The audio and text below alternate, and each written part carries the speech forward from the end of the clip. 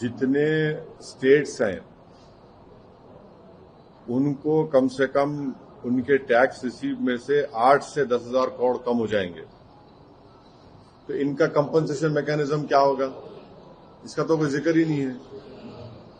और फिर दूसरी अहम बात यह है कि यूनियन गवर्नमेंट का जो लार्जेस्ट रेवेन्यू स्ट्रीम्स है, जो आउटसाइड डिविजिबल पूल बोलते हैं, वो सेस एंड सरचार्जेस हैं, जो दोनों मिलाकर 5,23,000 करोड़ फाइनेंशियल 24-25 में था। और non tax revenue dividends, including dividends, PSU से आता है, आरबीआई से सरप्लसेस, सर्विस चार्जेस, वो आ जाता है 5,45,00,000 करोड़। तो हमारा मानना ये है कि स्टेट्स को तो खाली ग्रॉस टैक्स रेवेन्यू शेयर मिलता है, सेंटर का जो उनके सेंटर जो मिल रहा है सेस एंड सरचार्ज में, वो तो इरोड करता है डिविजिबल पूल के साइज को। और सेंटर रिकॉर्ड सम लेता है सेसेस के ऊपर, fuel, GST, compensation, infrastructure, education, मगर ये डिवाइजेबल पूल से बाहर है। स्टेट्स का तो हिस्सा इसमें नहीं है ना, तो स्टेट्स का नुकसान होगा। और फिर ये जो जीएसटी रिजीम, जीएसटी को आप रिड्यूस कर रहे हैं, मुझे लगता है कि स्टेट के फाइनेंसेस को डिसप्रोपोर्शनेटली हिट करेगा। और मिडिल क्लास टैक्स पेयर, आप सब ये बातें हो रही हैं, टैक्स पेयर का आप देखिए पिछले 6 साल में इनकम टैक्स कलेक्शंस जीएसटी से और कॉर्पोरेट टैक्स से आगे बढ़ चुके हैं। आप बजट डॉक्यूमेंट्स प्रोजेक्ट करते हैं पर्सनल इनकम टैक्स रिसीप्ट्स को 14,35,00,000 करोड़ के करीब, माने 21% जंप हो रहा है पिछले साल से। कॉर्पोरेट टैक्स आप देखिए सिर्फ 10,80,00,000 करोड़ के करीब हो रहा है। ये क्यों? तो जो शेयर है इंडिविजुअल टैक्सेस में टोटल रेवेन्यू का, वो बहुत ज्यादा स्टीपली क्लाइंब हुआ है। अब आप rest government income tax rise हो रहा है 23% से टोटल टैक्स रेवेन्यू को फाइनेंशियल 2018-19 में 34% में, बाई फाइनेंशियल 25 और 26 में। तो इन प्लेन टर्म्स अगर आप देखेंगे तो ordinary tax pay salaried and middle class families are shouldering a larger share of tax burden every year, and after paying income tax Indians still face GST on goods and services, even essentials. अब example ये है, देखिए इसमें अगर आप कोई गाड़ी लिए जिस रिफॉर्म से पहले, तो गाड़ी खरीदने वाले को, for example until this reform a car purchase incurred 28% of GST plus compensation cess up to 22%, meaning इसका माने है कि buyers effectively paid nearly half the car's price as tax. Even with the rate cut, several cars will still face 40% GST. तो अब आप everyday groceries, medicines, household items remain in tax slab, so the tax income of citizens is taxed again at the point of spending. दूसरा यह है कि जो हम अभी अपना एक्सपर्ट से बात किए, उनका बोलना यह है कि जो 21 सितंबर से 18% होगा, तो उसका रिफंड प्रोविजन क्या होगा? कोई इनको इनपुट टैक्स क्रेडिट में प्रोविजन नहीं है रिफंड का। अच्छा, सर्विसेज सेक्टर में आप 18 से 5% किए, मगर कोरियर आज भी 18% है। अब कोरियर तो आम आदमी इस्तेमाल करता है ना, तो उसको आप 5% में क्यों नहीं लेके आए? एसेंशियल सर्विसेज हैं। और दूसरा, एजुकेशन को आपने कम किया, मगर ये बताइए जो सर्विस प्रोवाइड एजुकेशन में, मिसाल के तौर पे एग्जांपल में, अगर कोई बस सर्विस दे रहा है लिख जाने के लिए, उसको आप 18% ला रहे हैं। फिजिकल एजुकेशन है, जो कंपनी एक फिजिकल एजुकेशन बनाकर एजुकेशन इंस्टीट्यूट जाती, उसको 18% लगा रहे हैं आप। फिर ये सब चीजें हैं जिससे हमको फिक्र है कि इससे स्टेट्स का और खासतौर से स्टेट्स को बड़ी तकलीफ होने वाली है। सर, मिडिल क्लास को खास करके इससे राहत मिलेगी ऐसा? अरे अगर स्टेट्स पिट रहे हैं तो फिर कैसे होगा बताइए? उनको कंपनसेशन दीजिए ना फिर आप स्टेट्स को, या फिर स्टेट्स को आप सेस में लाइए, सेस भी दीजिए स्टेट्स को आप सेस नहीं देते आप, सेस आप देकर तो गवर्नमेंट ऑफ इंडिया तो आप तो अपने आप को मोटा कर रहे हैं, मगर जो सेस और सरचार्जेस में स्टेट्स को हिस्सा आता ही नहीं है। स्टेट्स तो दुबले हो जा रहे हैं, तो फिर स्टेट्स क्या करेंगे फिर? नहीं ना, देखिए, अगर आप जो यूनियन गवर्नमेंट के जो लार्जेस्ट रेवेन्यू स्ट्रीम्स हैं उसको आप आउटसाइड डिवाइजेबल पुल रख रहे हैं, एक सेस एंड सरचार्जेस है, दूसरा नॉन टैक्स है, तो स्टेट्स को लेके आई ना इसमें, फिर आप स्टेट्स कैसे चलाएंगे भाई? So the central government is arguing that by doing this rate rationalization, we are putting more money in people's hands. Consumption will increase, tax will increase. Do you think this is a solution that they are pitching for the states rationally? These are all rhetoric, dialogues, which we have seen in last 11 years. It has not helped the common man. Sir, आपने courier की बात की है, कई सारे ऐसे commodities है जैसे बेसिक नीड ऑयल, शैम्पू वगैरह पर भी उतारा गया है, तो आपको क्या लगता है कि कोई और चीज पर इसको उतारना चाहिए? मैंने आपसे कहा ना कि मिसाल के तौर पर जो रिफंड प्रोविजन है इनपुट टैक्स क्रेडिट का, इसमें कोई प्रोविजन ही नहीं है रिफंड का। अब मेरा 28 लाख का सामान है, आप उसको रिफंड का क्या करेंगे फिर? आप मिसाल दे रहा हूं आपको, उसके क्या करेंगे आप? तो ये चीजें हैं। अब जो आपका इनपुट मटेरियल है टेक्सटाइल का, फुटवेयर का, वो हायर फिनिश गुड से ज्यादा है, वो उसको क्या करेंगे आप? तो ये सब चीजें हैं जिसका सरकार को गौर करना चाहिए था। अब देखते हैं क्या होगा। अब वो ओवरऑल क्या जो मौजूदा अच्छा, मोटरसाइकिल है, आपका नहीं मोटरसाइकिल है, वो सिन गुड्स कैसा हो गया भाई? 350 सीसी के ऊपर। अरे भाई, तुम्हारा कंपनी तुम्हारे को नहीं दे रहा होगा, तुमको, तुम गाड़ी में फिरते भाई, 350 सीसी के ऊपर है, वो सिन गुड कैसा हो गया बताइए? ओवरऑल क्या ये वेलकमिंग डिसीजन है? सबसे बड़ी बात नहीं, हम वेलकम नहीं कर सकते क्योंकि स्टेट्स की हालत बड़ी खस्ता हो जाएगी। स्टेट्स के फाइनेंसेस पे, रेवेन्यूज पे बहुत बड़ा असर पड़ेगा, और सरकार उनको कंपनसेशन क्यों नहीं देती? फिर कम से कम एक एक स्टेट को 8 से 10 हजार करोड़ के रेवेन्यू का लॉस होने वाला है, इनका जो मिलने वाले हैं। जो मौजूदा आर्थिक हालात हैं देश के, खास तौर से टैरिफ लगाने के बाद लॉजिक ये दिया जा रहा है इस रिफॉर्म्स को लेके कि जो उससे हालत खराब होती जा रही थी उससे कहीं न कहीं राहत मिलेगी। कैसा राहत मिलेंगी? मैं आप जब भिजा रहा हूं बना के एक्सपोर्ट करूंगा, मैं 65,000 करोड़ का मोटर पार्ट्स का एक्सपोर्ट है अमेरिका को, आधा तो हिट कर गया। जेम्स एंड ज्वेलरी में और रेडीमेड गारमेंट्स में ये लेबर इंटेंसिव है, ये हिट कर गया। उसके क्या कर रहे हैं आप लोग? So some Congress leaders have pointed out that this rate rationalization coming now, more than an economic reforms, it's a political move ahead of elections. Do you think? So I don't see that is for them to answer. तो कई regional parties का यही demand था, जो भी करते हैं कौन कह रहा है तेलंगाना की सियासत करते हैं हम? यानी आप क्यों लिमिट कर रहे हैं हमको?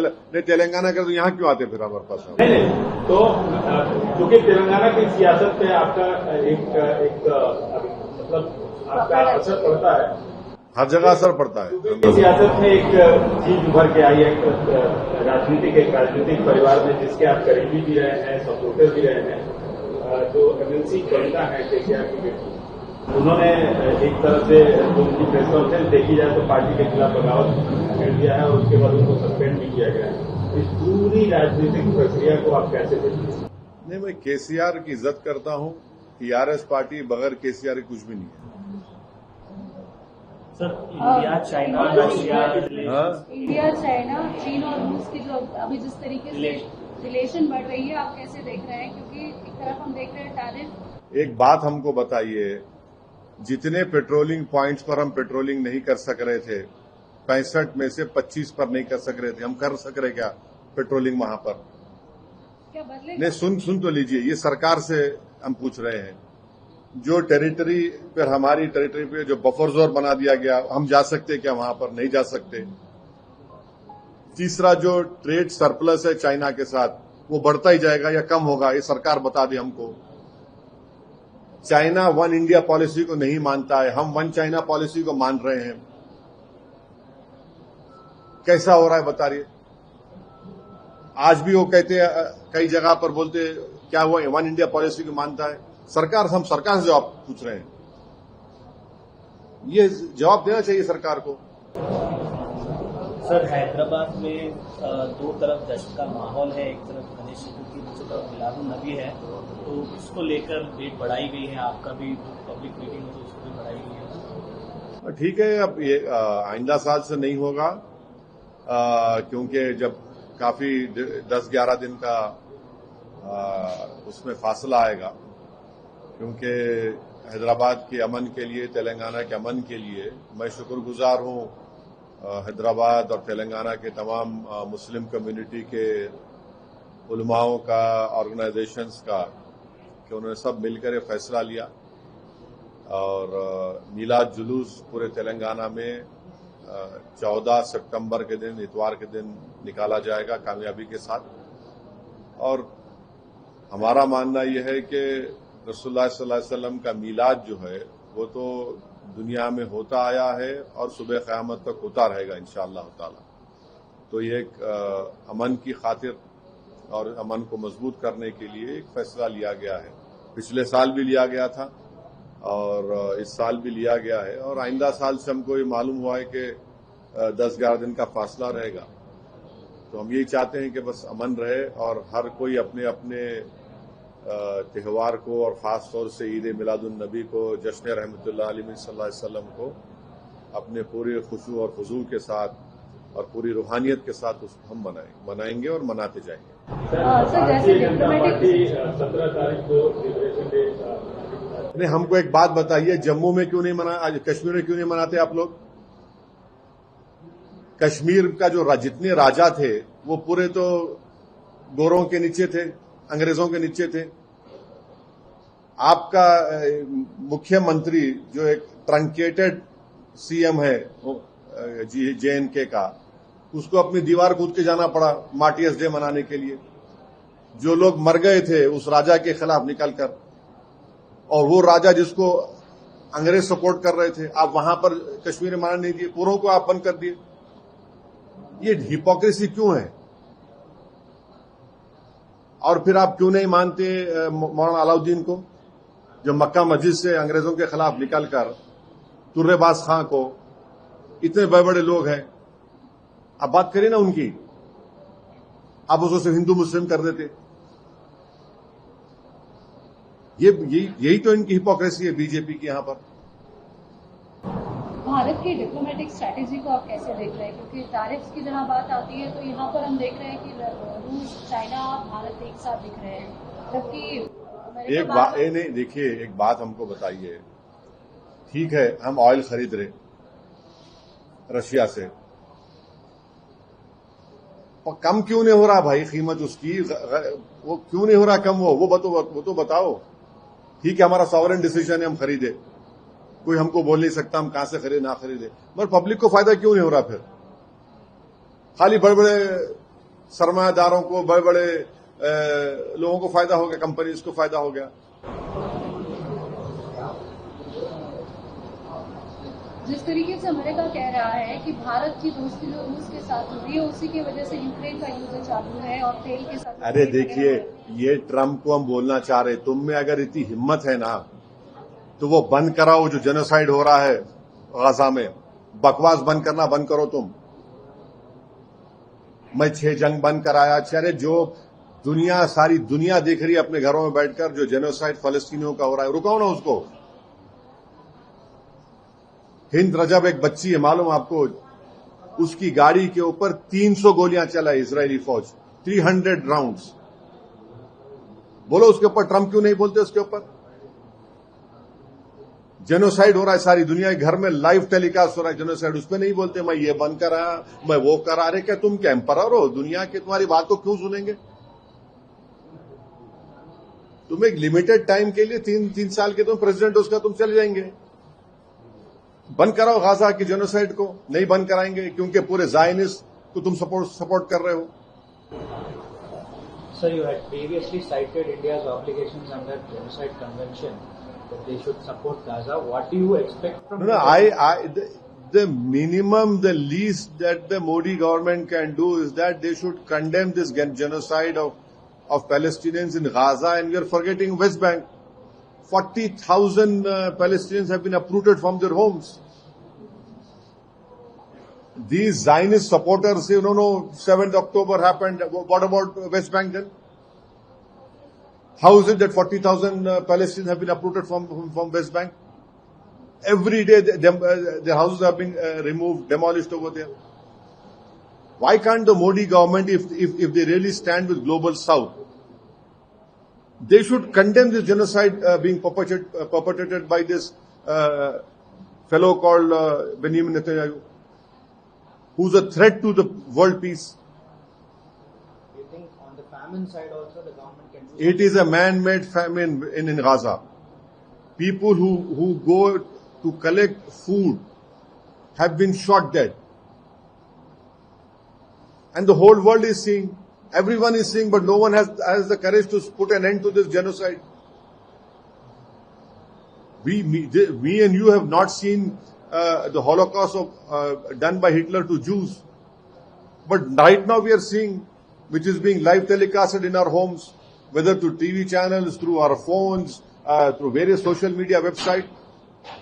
But no one is stopping the genocide. What good is this verbal support? No, we are for two states. Where will that state will be when people are being uprooted and killed?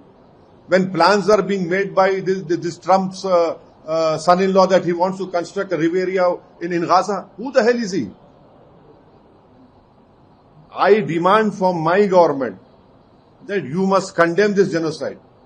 You must put an end to this genocide and say in clear-cut terms, we are not beholden to the Israeli government.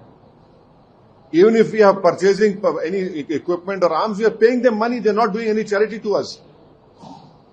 India has always stood on the right side of history. If Narendra Modi keeps quiet, then history will not remember him and all these world leaders who are just mum on it, who are silent on this genocide.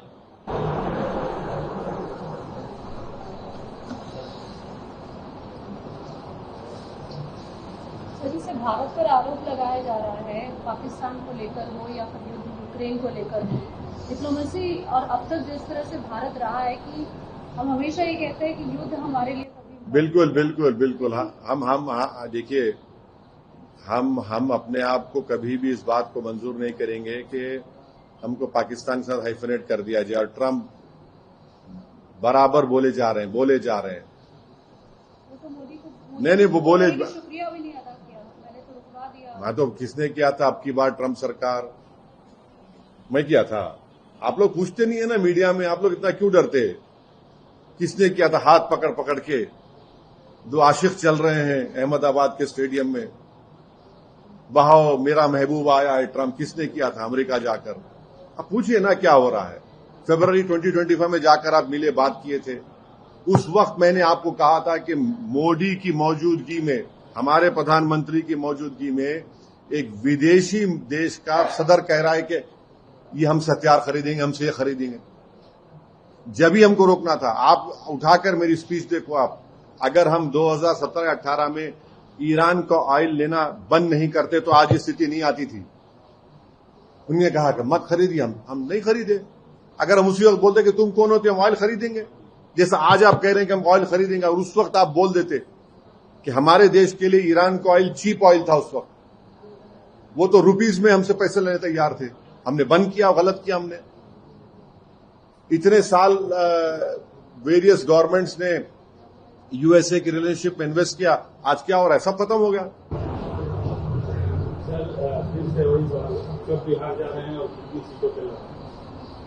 फिर वही जवाब, वक्त पे सही जवाब दें।